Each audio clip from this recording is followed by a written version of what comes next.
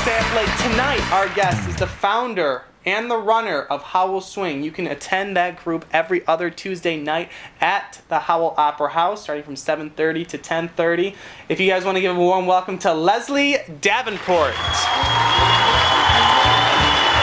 you for having me. Hi, Leslie. Great. So let me just start with this real fast. How long have you been dancing for?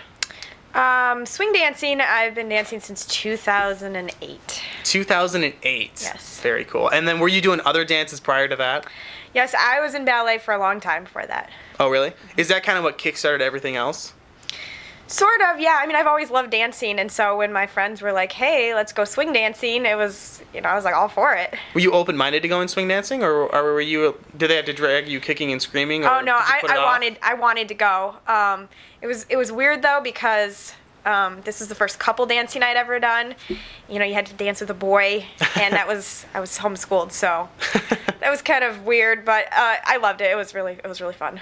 Well, very cool then. I've noticed, funny that you should say that too, because I've noticed that swing dancing has become recognized as a homeschool thing, when really that's not necessarily the case, if I'm not mistaken. There's a lot of dances that go into public schools and have swing dances, and then there's a lot of public schoolers who attend the swing dance. You can tell that's how I'm homeschooled, because I refer to them all as public schoolers. So there are others, but anyways.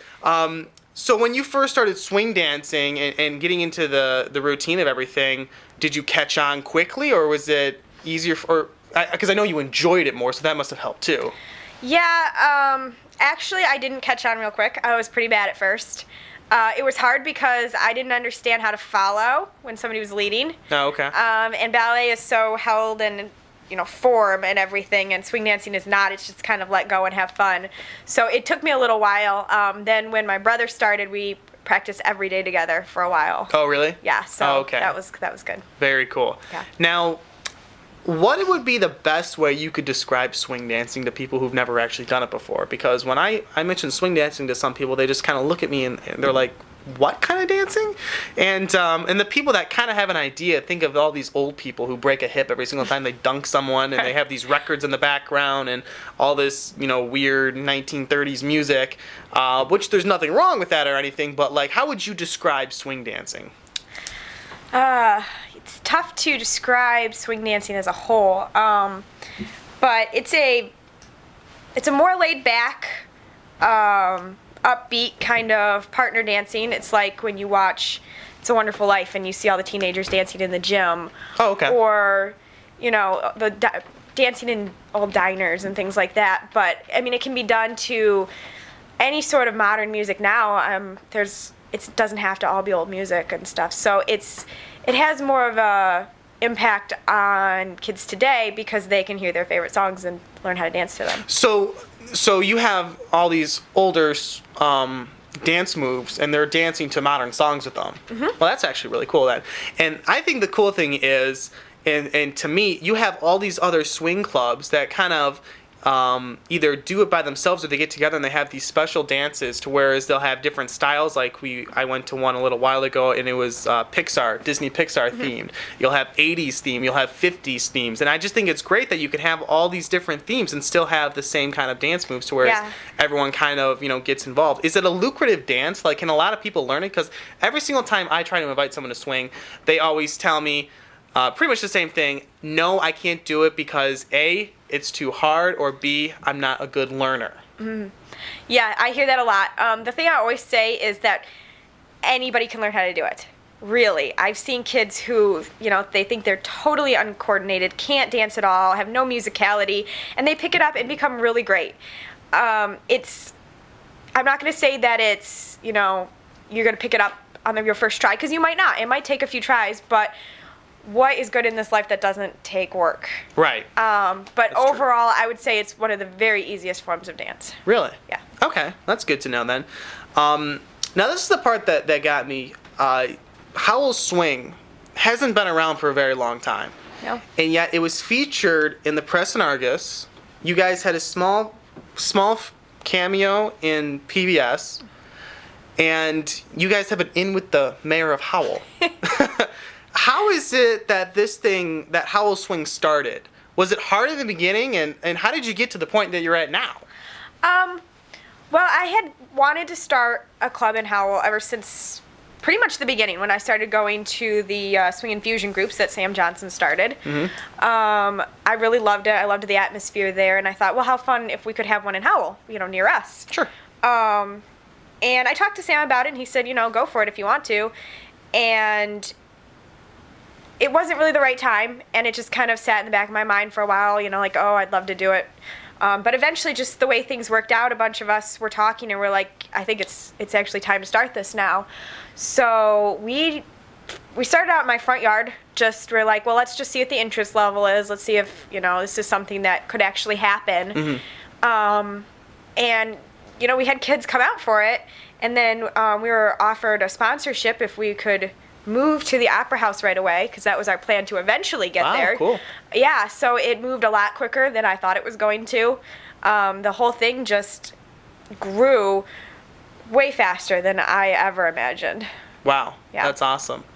So it goes from the backyard to the Howell Opera House. Right. And then from there, you're getting all this publicity. Yeah. Was it hard in the beginning trying to push everything up, or did you have enough support around you to make things a little bit easier? Or, I'm sure there's many times where you want to just rip your hair out, but, overall, what was it like going from A to B?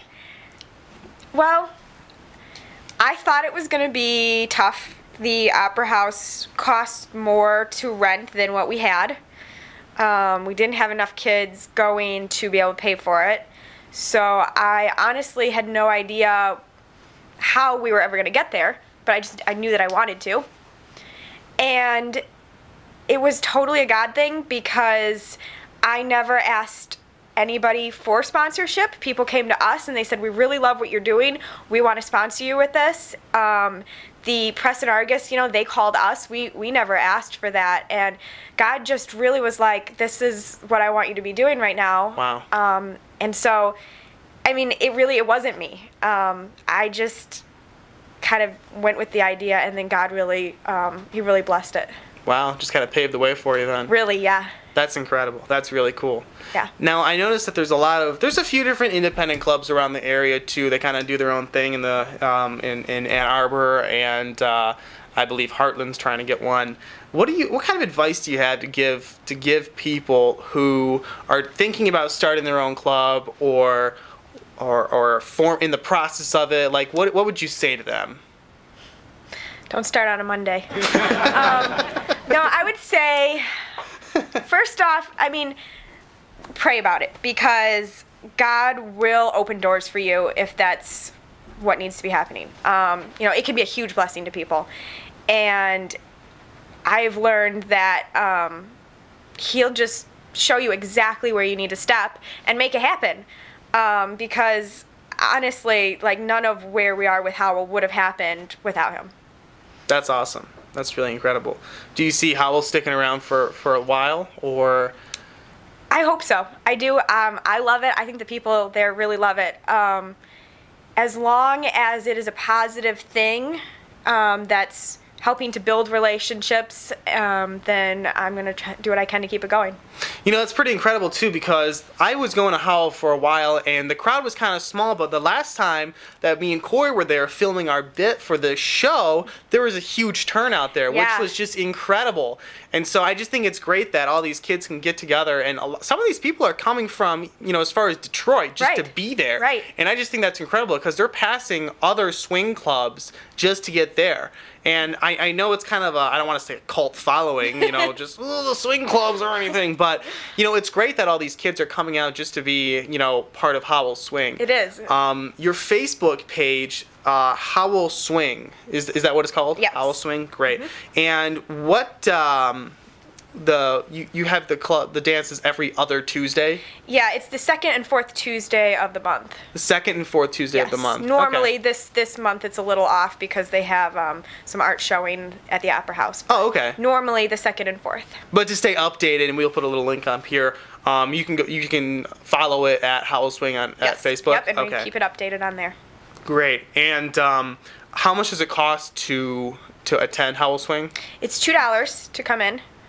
which for an event at the Opera House is, I think we're like the lowest charging Oh, really? event at the Opera House. I know that there was other swing clubs that were at the Opera House, and there I think it was $10 to $15 just to get in, and nothing against that or anything, but it kind of shocked me that Howell Swing was so low with their admission with everything. We try to make it affordable for students because I know that it's hard and there aren't a lot of things that you could go to that you can afford.